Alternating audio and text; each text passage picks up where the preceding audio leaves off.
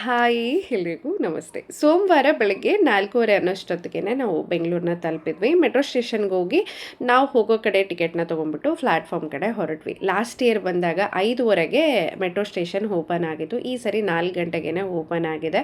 ನಾವು ಕೆಳಗಡೆ ಹೋಗೋಷ್ಟೊತ್ತಿಗೆ ಒಂದು ಟ್ರೈನ್ ಮಿಸ್ ಆಯಿತು. ಒಂದು 10 ನಿಮಿಷ ಕೂರೋದಕ್ಕೇ ಮತ್ತೆ ಬಂತು. ಬೆಂಗಳೂರು ಲೈಫ್ ಎಷ್ಟೊಂದು ಬ್ಯುಸಿ ಅಂದರೆ 4:30ಗೆ ಸುಮಾರು ಜನ ಬ್ಯಾಗ್ ಹಾಕ್ಕೊಂಡು ಆಲ್ರೆಡಿ ಕೆಲ್ಸಕ್ಕೆ ಹೋಗ್ತಿದ್ದಾರೆ. ದಿನಾಲೂ ಅದು ಎಷ್ಟು ಟ್ರಾವೆಲ್ ಮಾಡ್ತಾರೆ ನಿಜವಾಗ್ಲೂ ಅವರೆಲ್ಲ ಹೆಂಗೆ ಓಡಾಡ್ತಾರೇನೋ ಅಂತಲೇ ಅನಿಸುತ್ತೆ ನೋಡ್ಬಿಟ್ರೆ ಅಂತೂ. ಇನ್ನು ಹಾಸ್ಪಿಟ್ಲ್ ಹತ್ತಿರದಲ್ಲಿನೇ ರೂಮ್ನ ತೊಗೊಳ್ತಿದ್ದೀವಿ.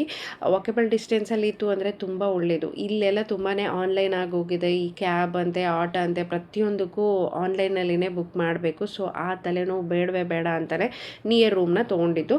ಇನ್ನೂ ಒಂದು 2-3 ತಾಸು ರೆಸ್ಟ್ ಮಾಡಿ ಮಕ್ಕಳನ್ನೆಲ್ಲ ಫ್ರೆಶ್ ಅಪ್ ಮಾಡಿಸಿ ನಾನು ಕೂಡ ಇಲ್ಲಿ ರೆಡಿಯಾಗಿ ಬೇಗ ಹೋಗಿಬಿಟ್ರೆ ಡಾಕ್ಟ್ರು ಕೂಡ ಸಿಗ್ತಾರೆ ಅಂತ ಹೇಳಿ ಪ್ರತಿ ವರ್ಷವೂ ಚೆಕಪ್ ಇರುತ್ತೆ. ಸೊ ಹಾಗಾಗಿ 9:30ಗೆಲ್ಲ ನಾವು ಹೊರಟ್ವಿ.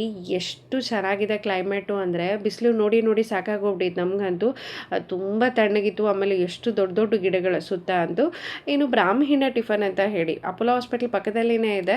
ತುಂಬ ಚೆನ್ನಾಗಿರುತ್ತೆ ಟಿಫನ್. ದೋಸೆ ಆಮೇಲೆ ಬೆಳಗ್ಗೆ ಟಿಫನ್ ಆಯಿತು, ಮಧ್ಯಾಹ್ನ ಊಟ ಆಯಿತು. ಭಾಳನೇ ಚೆನ್ನಾಗಿರುತ್ತೆ. ಜಯನಗರದಲ್ಲಿರುವಂಥ ಅಪೋಲೋ ಹಾಸ್ಪಿಟ್ಲು ನಾನು ಪ್ರತಿ ವರ್ಷವೂ ಇಲ್ಲೇ ತೋರಿಸ್ಕೊಳ್ತೀನಿ. ಹೋಗಿ ಒಂದು ಸ್ವಲ್ಪ ಹೊತ್ತು ಕೂರೋದಕ್ಕೇ ಡಾಕ್ಟ್ರು ಬಂದರು. ಈ ಸರಿ ಒಂದು 2-3 ಬ್ಲಡ್ ಟೆಸ್ಟ್ ಜಾಸ್ತಿನೇ ಕೊಟ್ಟರು. ಅದನ್ನು ತೊಗೊಂಡು ಕ್ಯಾಡಮಮ್ಮಿಗೆ ಬಂದೆ. ಇಲ್ಲೇ ಬ್ಲಡ್ ಟೆಸ್ಟ್ ಮಾಡಿಸ್ಕೊಳ್ಳೋದು. ಲಾಸ್ಟ್ ಇಯರ್ ಕೂಡ ಇಲ್ಲೇ ಮಾಡಿಸ್ಕೊಂಡಿದ್ದೆ. ಸ್ವಲ್ಪ ಜಾಸ್ತಿ ಆಗಿರೋದ್ರಿಂದ ಅಲ್ಲಿ ಸುಮಾರು ಗಂಟೆ ವೆಯ್ಟ್ ಮಾಡಬೇಕಾಯಿತು. ನಾನು ಹಸ್ಬೆಂಡ್ ನೋಡ್ತಾ ಇದ್ದೆ, ಹಸ್ಬೆಂಡ್ ನಾನು ನೋಡ್ತಾ ಇದ್ರು ಇದೆಲ್ಲ ಯಾವಾಗ ಮುಗಿಯುತ್ತೇನೋ ಅಂತ ಹೇಳಿ. ಫೈನಲಿ ಯಾವ್ಯಾವೆಲ್ಲ ಟೆಸ್ಟ್ ಕೊಟ್ಟಿದ್ರು, ಏನು ಮಾಡಿಸ್ಕೊಂಡೆ ಅದೆಲ್ಲನೂ ಕಂಪ್ಲೀಟಾಗಿ ವಿಡಿಯೋ ಹಾಕ್ತೀನಿ. ಫ್ರೀ ಟೈಮಲ್ಲಿ ಚೆಕ್ ಮಾಡಿ. Please subscribe. Thanks for watching.